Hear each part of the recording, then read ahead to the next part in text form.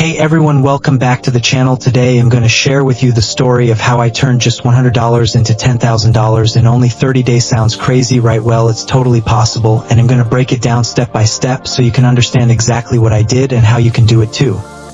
Step number 1, the mindset shift. First things first, you need the right mindset. I didn't just see this $100 as a small amount of money, I saw it as potential. The key is to believe that you can grow even the smallest investments. It's about looking at your money as an opportunity to create more rather than just something to spend.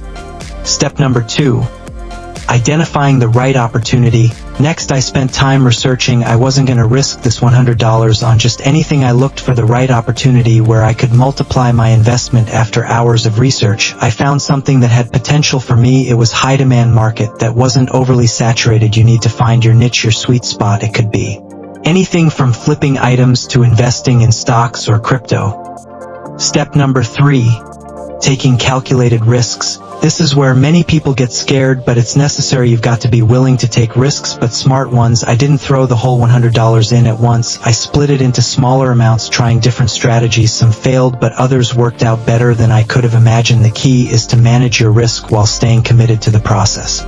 Step number 4, reinvesting profits. One of the biggest mistakes people make is pulling out profits too early. I didn't do that. Every time I made a small profit, I put it back into the strategy. This is crucial. The more you reinvest, the faster you grow. That's how I went from $100 to $1,000 in the first 2 weeks, and then things really started to snowball. Step number 5, scaling the strategy. By the time I hit $1,000, I knew I had a system that worked. I scaled up my efforts while keeping the same disciplined approach.